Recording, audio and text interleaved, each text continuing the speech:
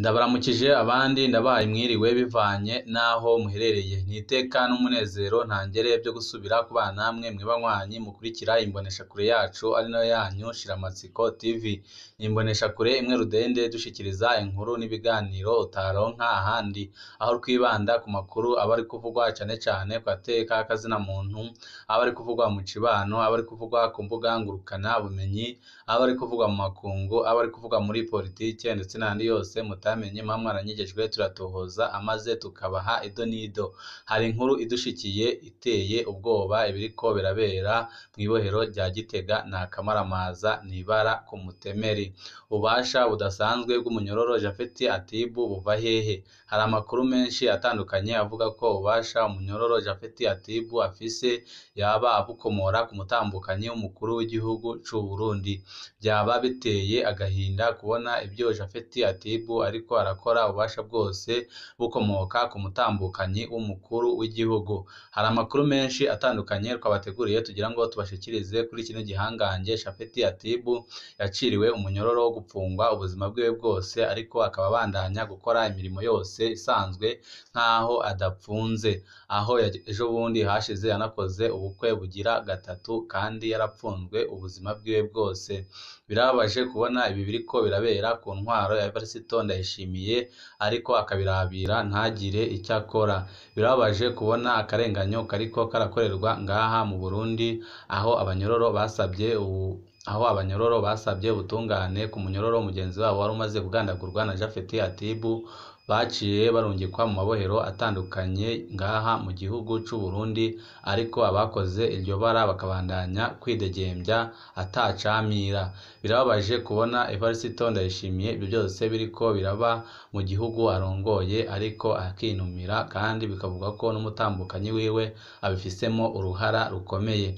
Hari amakuru menshi atandukanye tugira ngo tubashikirize, wipfuza kuzajya uba wa mbere bashikirwa n'inkuru n'ibiganiro ducisha kuri mboneshakure imwe rudende dushikiriza inkuru n'ibiganiro utaronka ahandi. Aka ni kakaryo keza ko guvyonda kuri sabone kugira ngo ukoresheho amakuru n'ibiganiro bene nk'ibi ujye uba wa mbere mu gushikirwa nabyo. Ibohero rya Gitega, ububasha budasanzwe bw'umunyororo Japhet Atibu buva hehe?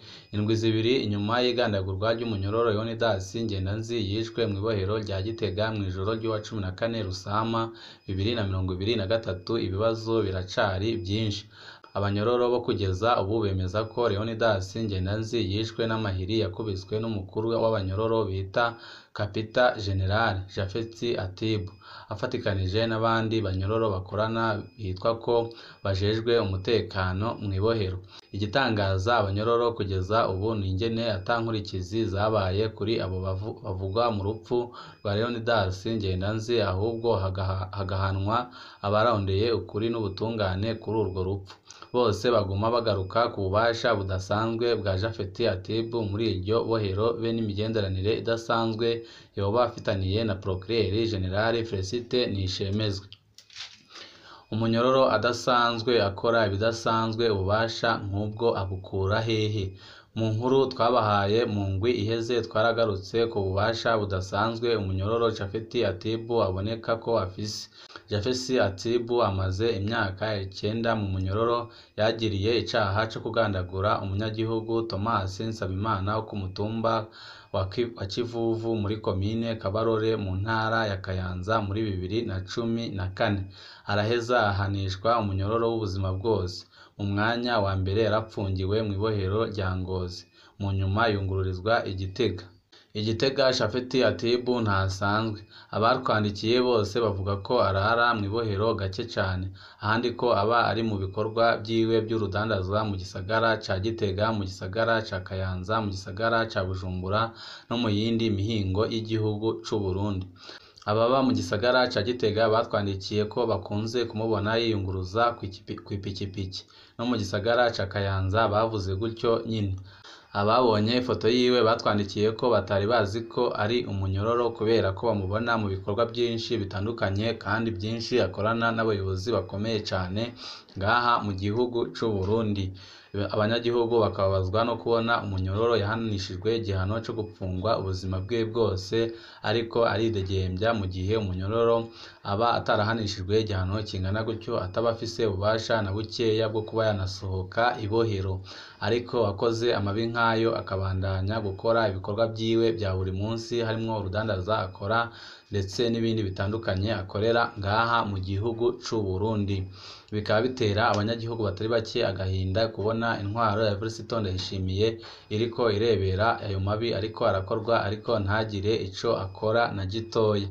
Mu kwezi kwa gatatu guheze Japhet Atibu yarakoze ubukwe mu gisagara ca Kayanza mu hoteli ya mubyara wiwe Vincent Ndagijimana basanzwe basangiye urudandaza rwo gucukura ubutare bwa Koruta muri komine Kabarore.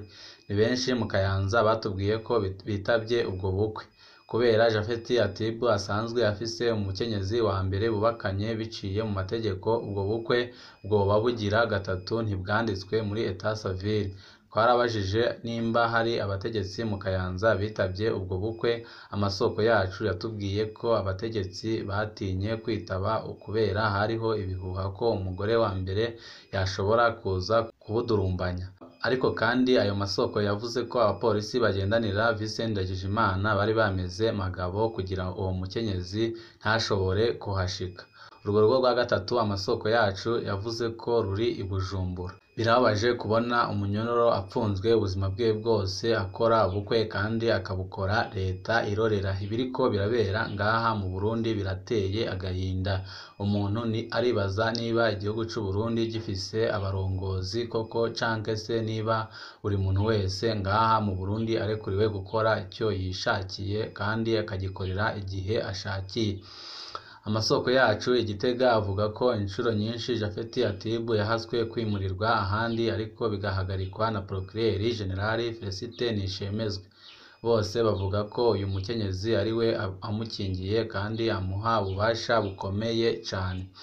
Bigenda gute ngo Procureur General ahe umunyororo ububasha budasanzwe?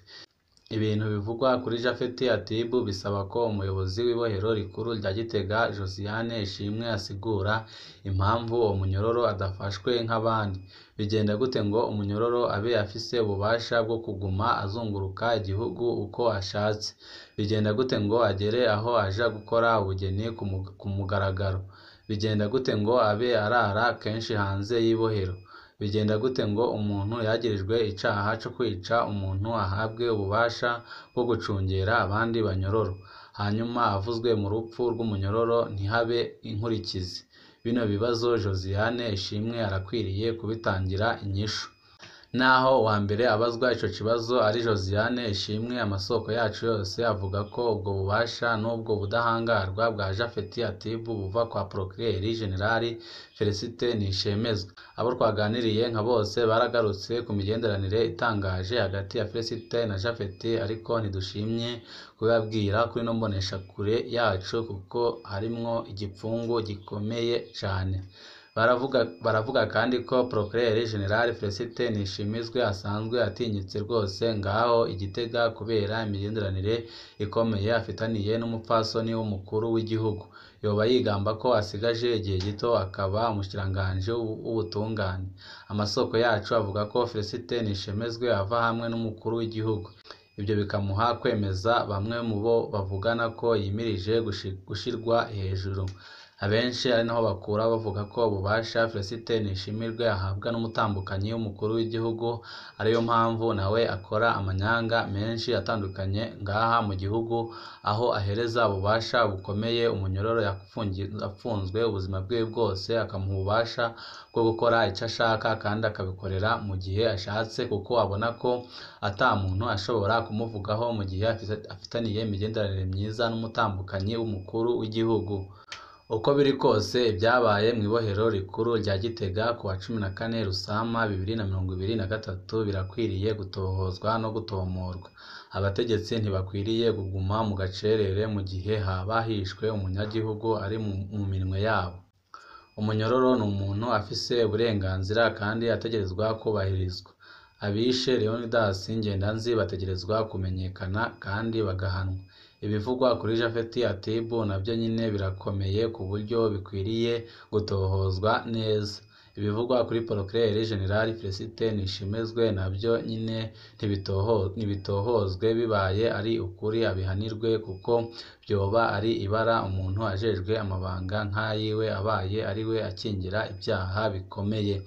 Birababaje cyane kubona ibi biriko birabera ngaha mu gihugu c'u Burundi, aho umuntu wese ngaha mu gihugu c'u Burundi ategerezwa gukora icyo ashaka apfa kuba afitaniye imigenderanire n'umutambukanyi w'umukuru w'igihugu c'u Burundi. Birababaje kubona amabi nk'ayo ariko araba ku ntwaro ya Evariste Ndayishimiye ariko ntagire ico akora.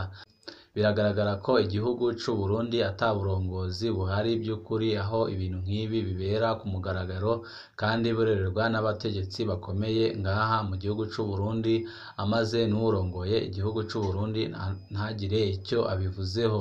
Biragaragara ko iyi ntwaro ya CNDD-FDD ntaho itaniye n'izindi ntwaro zagiye zibanziriza iyi ntwaro, kuko biboneka ko intwaro ya CNDD-FDD ishobora no kuzaba mbi ku ntwaro zose zarongoye igihugu c'u Burundi, kuko nta mabi ataba ku ntwaro ya CNDD-FDD, aho bageze ku rwego rw'uko umupfunga agandagurirwa aho apfungiwe kandi ntagire icamira. Birababaje kubona ibi biriko birabera mu Burundi mu gihe abarundi batari bake bari biteze ko Evariste Ndayishimiye aje ari urukiza rw'abanyagihugu. Hari amakuru menshi atandukanye turiko turabatohoreza ku bijanye n'ubutungane ngaha mu gihugu c'u Burundi, ndetse n'amakosa atandukanye yagiye aba mu butungane bw'igihugu c'u Burundi, cane cane ku ntwaro ya Perezida Evariste Ndayishimiye. Turaza kubashikiriza amakuru yacu yo hanyuma. Wipfuza kuzajya uba uwa mbere bashikirwa n'amakuru n'ibiganiro ducisha kuri no mboneshakure, ico usabwa nta kindi vyonda kuri sabone kugira ngo ko dushizeho amakuru n'ibiganiro bene nk'ibi ujye uba uwa mbere mu gushikirwa navyo. Ibihe byiza nibyo ndabipfurije banywanyi bacu.